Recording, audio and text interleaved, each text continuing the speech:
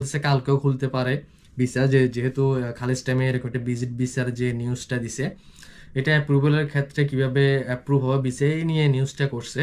তো এরপর আপনারা ভিসা যদি ইনশাল্লাহ এই মাসের ভিতরে খুলতে পারে, আমরা সবাই ধারণা করতেছি এই মাসের ভিতরে খুলে যেতে পারে। তো কোন ভিসাটা খুলবে, লেবার ভিসা খুলবে কিনা বা এখনো পর্যন্ত বলা যাচ্ছে না, কোনো আপডেট এখনো পর্যন্ত। যারা প্রতিদিন সেম ভিডিও করতেছে, আপনারা ইউটিউবে দেখছেন সেম ভিডিও করে করে মানুষ একই কথাই বারবার বলতেছে।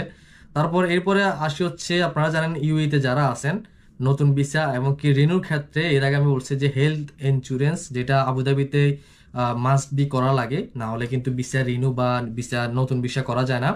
এখন দুবাই বা অন্য যে স্টেটগুলো আছে এখানে কিন্তু মাস্ট বি, আপনি যখন ভিসা রিনিউ করতে যাবেন বা নতুন ভিসা করতে যান অবশ্যই আপনার হেলথ ইন্স্যুরেন্স ম্যান্ডেটরি আপনার কিন্তু করতে হবে। হেলথ ইন্স্যুরেন্স যদি না করেন তাহলে কিন্তু ভিসা রিনিউ হবে না, নতুন ভিসা কিন্তু হবে না। তো এটা আপনারা অলরেডি যে লেবারের যে ইয়ে আছে অনলাইন ওয়েবসাইটে, ওখানে কিন্তু অলরেডি সবাই দেখতেছে বা শো করছে যে মাস্ট বি আপনাকে হেলথ ইন্স্যুরেন্স, এমনকি হেলথ ইন্স্যুরেন্স করতে হবে নতুন ভিসা ক্ষেত্রে এমনকি রিনিউর ক্ষেত্রে। এটা অলরেডি আপনারা অনেকে হয়তো জানেন না, এটা আবুধাবিতে আগে ছিল, এখন দুবাই বা অন্য স্টেটগুলোতে কিন্তু এটা ম্যান্ডেটরি করে দিছে। তো আশা করি সবাই আপডেট পেয়েছেন। অবশ্যই আমি যদি কোনো আরো নতুন কোনো আপডেট পাই আপনাদেরকে অবশ্যই জানানোর চেষ্টা করব। সবাই ভালো থাকবেন। আসসালামু আলাইকুম।